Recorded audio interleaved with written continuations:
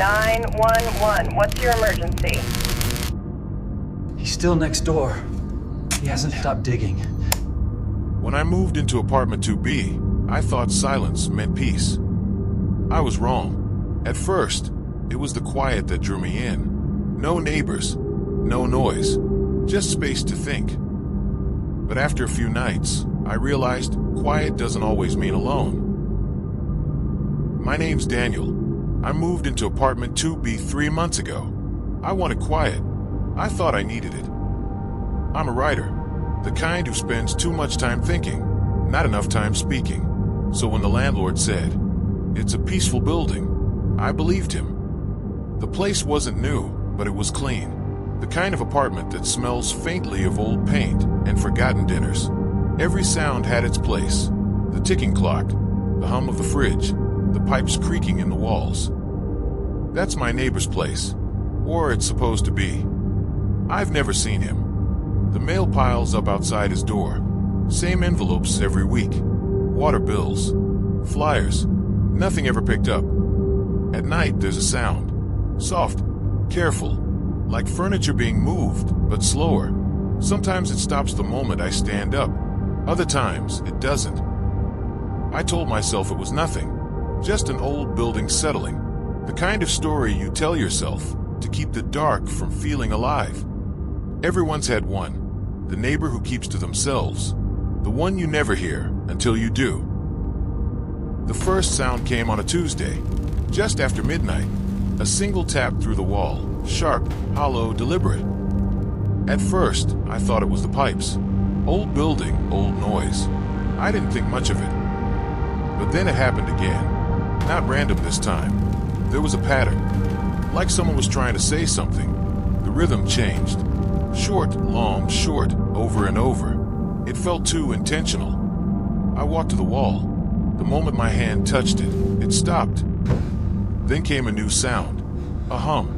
Faint but deep enough to feel in my chest. It only started when I turned the lights on. I stood there for a minute, listening, waiting. Nothing. I told myself maybe the wiring was old. Maybe the sound was mine all along. Or maybe it wasn't. I looked out into the hallway.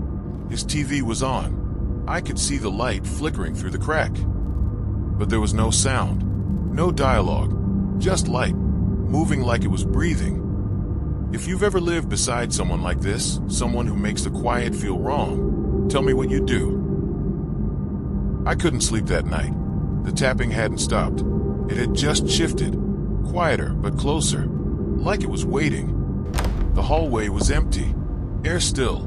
But the door to 2C was open, just a crack. I told myself I should go back in. Call maintenance in the morning.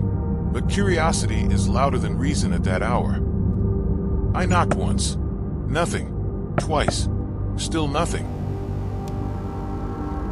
There was no movement. Just that sound, the tape spinning. I leaned forward, listening. The recording was of the room itself. A loop. Hours of empty space replayed over and over. I stepped back. My heartbeat was so loud I could hear it in my teeth. No one was there. No one. That was the first time I realized the silence wasn't natural. I started recording the sounds. Every night, same time, between 1 and 3 a.m. At first, it was random noise. Then it wasn't. I lined them up. Every tap, every pause. It formed patterns. Not speech, exactly. More like rhythm with intent. By the end of the week, I had hours of recordings. You could hear the difference. The first nights were quiet, but later, the sounds got heavier, like someone dragging something dense across the floor. I called the landlord, asked about the man in 2C. He laughed at first, said no one's lived there for months. I told him about the noise. He said the same thing he always says. Old pipes, bad wiring. Then he hung up. I checked the city database that night. Apartment 2C had a tenant once, 6 years ago. Reported missing. Case closed with nobody found. And the name on that record was the same as the one of the letters piled at his door. He walks over, crouches. The paper reads, in uneven handwriting, "Stop listening." Someone knew. Someone was hearing me too. If you were me, would you have moved out or stayed to find out what's next? It started with the power. Every night around the same time, the lights in my unit would go out. Just mine. The rest of the building stayed bright. I called the power company. They said the line was fine. No outages reported. But every night, the silence grew heavier, like the walls were waiting for it. The smell came next. Damp. Metallic. It seeped through the vents from 2C. It wasn't constant, only when the wind shifted. I taped the vent shut, but it didn't matter. The scent always found a way back. I was used to hearing it through the wall, but that night, it came from inside. I followed the sound. It moved with me. Every step I took, it waited then answered.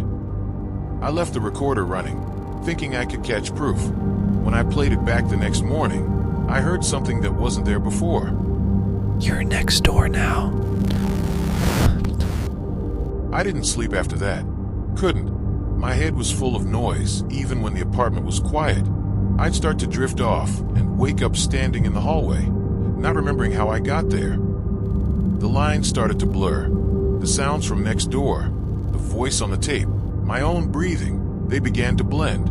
I couldn't tell which was real anymore. I stopped trusting mirrors after that.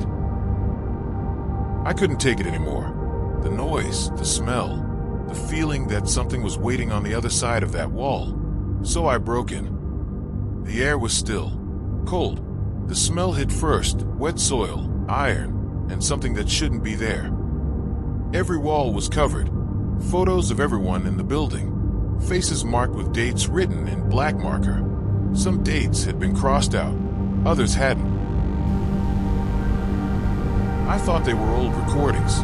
Then I saw my name written on one. It was me, my voice, from my first night in the apartment. He listens while you sleep. The floor was broken open, dirt everywhere, a hole leading to a crawl space.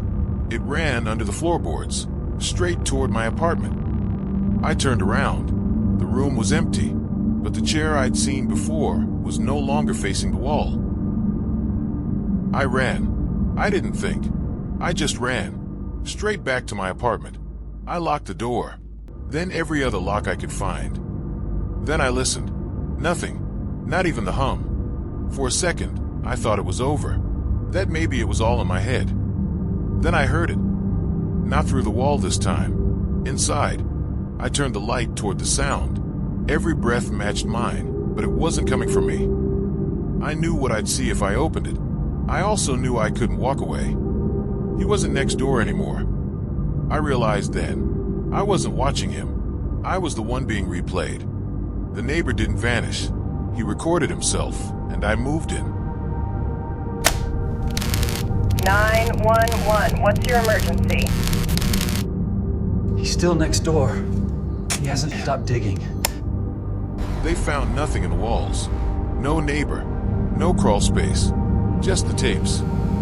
If you ever hear tapping through your wall, don't answer. What do you think really happened in apartment 2C? Leave your theory below.